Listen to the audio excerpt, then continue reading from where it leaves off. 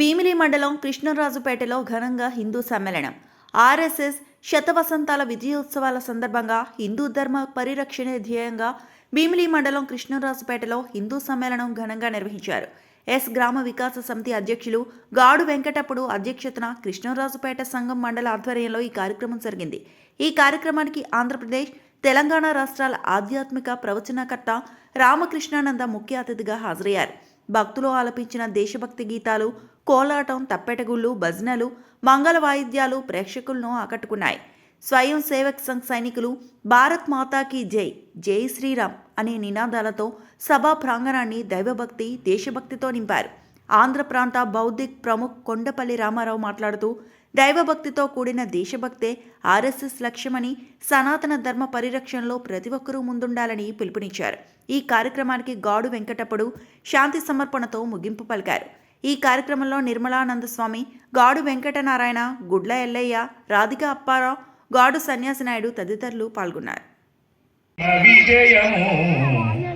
హైందవోజ్వల శతాబ్దానికి పలికెదము ఆహ్వానము. భావదాస్యపు నిసలు తొలగే, స్వాభిమానం ఎదను పొంగే. మానసమ్మున మాతృభక్తి జీవనదిలా పొంగి పొరలే. వీర శివరాణా ప్రతాపుల ధీర విక్రమ స్ఫూర్తితో పరమ వైభవ లక్ష్య సాధన యజ్ఞ పూర్తికి కదలుదాం. హైందవోజ్వల శతాబ్దానికి పలికెదము ఆహ్వానము. ధర్మ రక్షణ చేయు శక్తుల వేను అంతిమ విజయము. హైందవోజ్వల శతాబ్దానికి పలికెదము ఆహ్వానము. స్వావలంబన మరువతగదు, స్వార్థపరులై మసలరాదు. జనశ్రేయము కడ్డు తగిలెడి నినాదమ్ముల నమ్మతగదు. పరమ పావన స్వదేశీ మంత్రము నిత్యము స్మరణ చేస్తూ, స్వాభిమాన స్వతంత్ర సర్వశ్రేష్ఠ జీవన సాధనముతో హైందవోజ్వల శతాబ్దానికి పలికెదము ఆహ్వానము. ధర్మ రక్షణ చేయు శక్తులదేను అంతిమ విజయము. హైందవోజ్వల రామకృష్ణానంద గారు యాక్చువల్గా 21 మనం పెట్టుకున్నాము, కానీ ఆయన క్యాంప్ వెళ్తారనే ఉద్దేశంతో ఈరోజు ముందుకు నడిపి ఈ కార్యక్రమం చేసుకోవడం వచ్చి మనందరికీ ఆయన యొక్క ఉపన్యాసం ద్వారా దేశభక్తి, ఆధ్యాత్మిక విషయాలు కలిపి చెప్పిన రామకృష్ణానంద గారికి మనందరి తరపున ధన్యవాదాలు. అలాగే పూజ్య స్వామీజీ గారు, మరి ఆయన ఏ మాట అయినా అది మనకు ఆశీర్వచనము. ఎందుకంటే 90 సంవత్సరాల్లో ఇంకా ఆయన బండి మీద వచ్చారు. ఇప్పుడు అంత ఆరోగ్యంగా అందరికీ ఆధ్యాత్మికమైనటువంటి భువనేశ్వరి దేవి గుడి ద్వారా మన ప్రాంతాన్ని ఆధ్యాత్మిక కేంద్రంగా చేసినటువంటి నిర్మలానందగిరి స్వామి గారికి కూడా మరి ధన్యవాదాలు, కృతజ్ఞతలు, నమస్కారాలు. అలాగే ముఖ్య వక్తగా వచ్చేసినటువంటి శ్రీ రామారావు గారు, ఆయన ఈ మన రాష్ట్రం అంతా ఇదే రకంగా ఉపన్యాసాలు ఇస్తూ తిరుగుతూ ఉంటారు. మరి ఈ సంఘం కోసం పూర్తి టైం ఇచ్చి పనిచేస్తున్నటువంటి శ్రీ రామారావు గారికి మనందరి తరఫున ధన్యవాదాలు.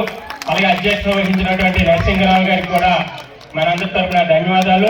ముఖ్యంగా ఇక్కడికి హాజరైనటువంటి మన 9 గ్రామాలు, టీ నగర్ పాలెము, తాటితూరు, సింగనమంద, మధ్యవలస, లక్ష్మీపురము, నారాయణరాజుపేట, మధ్యపేట, దాకమరి, గోడమెట్టపాలెం, ఈ గ్రామాల నుంచి వచ్చినటువంటి నాయకులకు, అలాగే హిందూ బంధువులకు, ప్రతి ఒక్కరికి కూడా, ఇదే కాకుండా మరి కోలాటాలు దాకమరి నుంచి వచ్చారు, సింగనమంది నుంచి, ఈ డోకర్పేట నుంచి రావడం జరిగింది.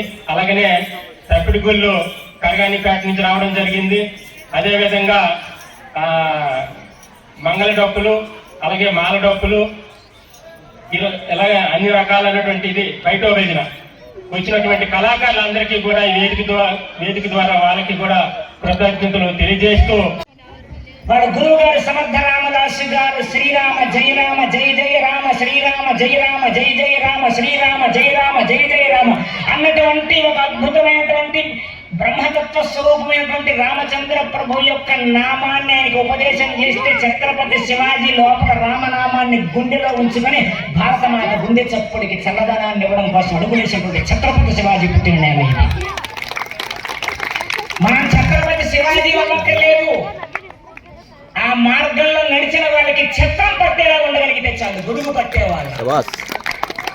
ఛత్రపతి శివాజీ కావక్కర్లేదు, ధర్మానికి చక్రం పట్టేలా ఉండగలిగితే మనం ధన్యులమవుతాం. పోరాటం కోసం బిడ్డని భుజానికి కట్టుకుని